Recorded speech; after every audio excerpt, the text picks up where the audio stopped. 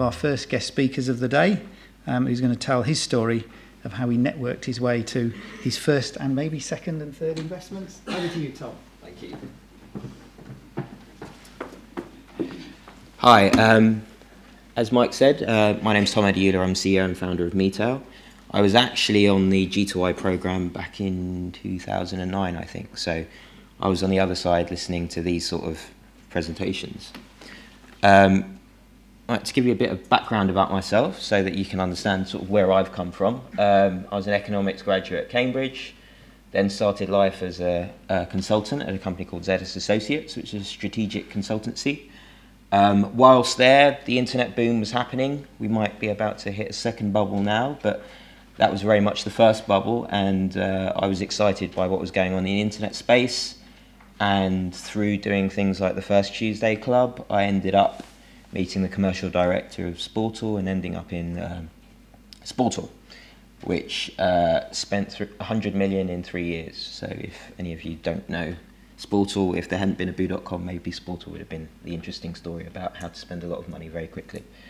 From there, I went with the marketing director to 3, which was in the pre-launch phase, 100 people joining a week. I think the UK's largest ever startup at the time. From there, I went back for my sins and rejoined my old CEO from Sportal to start up the European franchise of Marquis Jet as head of strategy. That was taking the prepay phone model into private jet aviation, so allowing the likes of sports stars and so on to basically fly on the NetJets fleet owned by Warren Buffett by buying down hours. Managed a band in my spare time, so also then worked for a blue chip company, and after working in startups hated it. So through that experience, through talking to people I used to work with, ended up at a company called Inspired, where I sold in a broadband networked entertainment system into Gala Group, and then ended up building casino division there and running gaming product development. And it was through that last role, looking to do lots of innovative products there, that I then sort of came across some interesting computer vision technology, which led me to creating Metail. So what Metail is an online fitting room. It allows a user essentially to build 3D body models direct from 2 uploaded photos. And at the same time, we've developed a way of being able to photograph clothing from the retailer at an exceptionally cheap and scalable and high volume basis, so that basically users can create themselves and then try clothes on to see how they fit. What we bring to the table then is data on size and fit that nobody else has. So Google doesn't have it, Facebook doesn't have it, etc. And we're going to be selling that through channels both online, mobile, in-store. But that's basically a product that we've been building, and essentially I'll just give you a rundown on what we've done so far. Founded in January 2008. We've got patent pending technology. Built up a team of computer vision specialists. I've got 3 PhD guys in the team. Office in Cambridge and a product office down here in London. We're actually now hiring more, so I think we're probably going to end up with about 6 or 7 PhD guys up in Cambridge. We've also developed a significant fashion and media network. I started this business knowing nobody in fashion and nobody in clothing. Today, I could probably get into the top 20 boards of every clothing company in the UK. We've also raised, well, actually now that's significantly more, so that first number is more than that, and actually we're just about to close the Series A round, having shaken on the deal on Friday. We've got major commercial trials, so we're about to launch publicly with ASOS.com, the second largest online clothing retailer.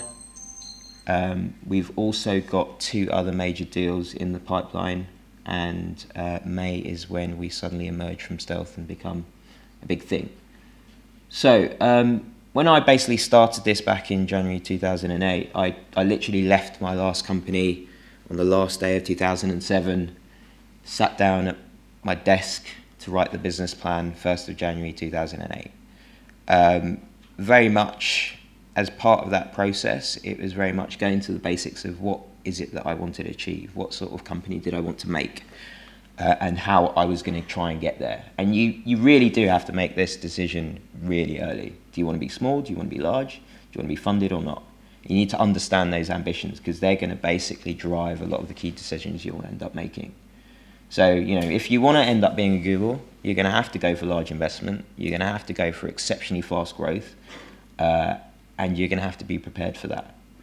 Whereas, you know, if you are going to go for creating a business and you know, that's equally as good as the first one. If you're going to create your local business, which you own 100%, which is revenue funded, low debt, then that will also determine how you go about building your business, and you'll build it organically, and you'll take a very different route. Because if you do want to do the Google route, then you're going to have to put loads of structures in place early on. You're going to have to make sure you have all of the documentation there, the legal stuff, and be well prepared for things that are going to come your way.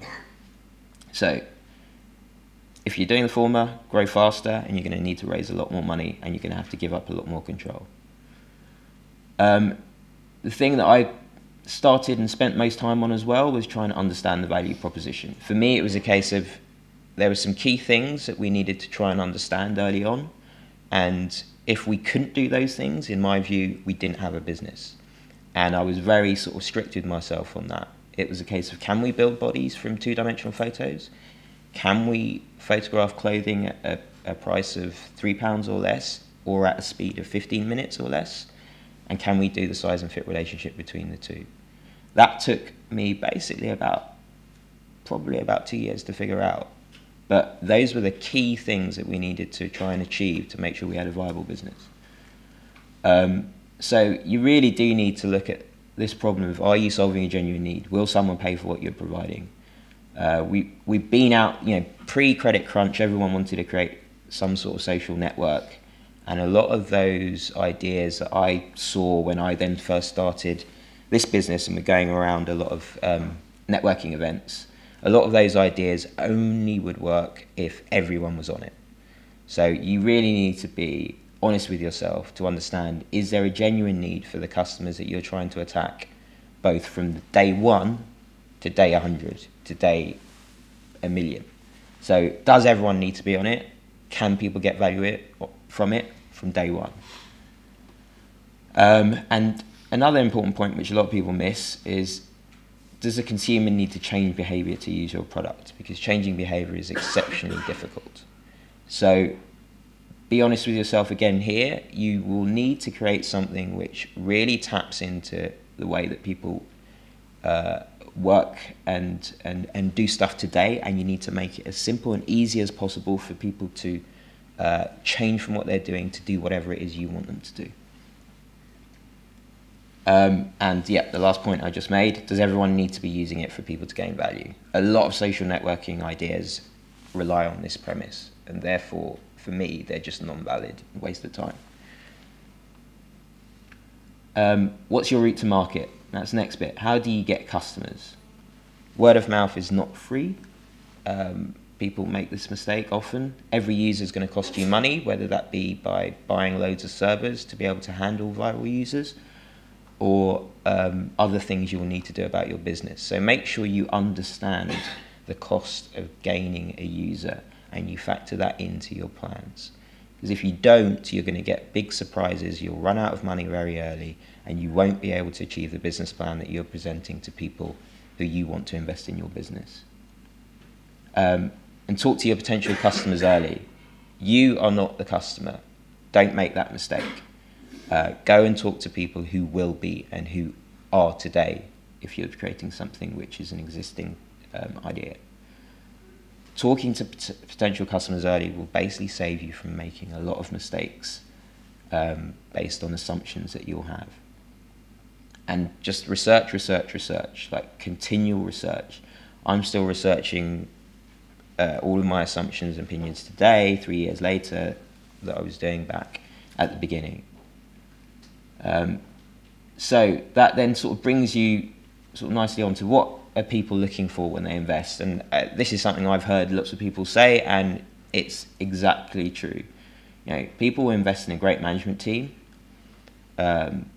If there are certain skills you don't have, make sure you go and find them and know what you don't know. People are happy if you say that you don't know things. They need to understand that you know what you don't know and that you have areas and gaps and weaknesses in your team. Because that basically gives them actually confidence and trust in you.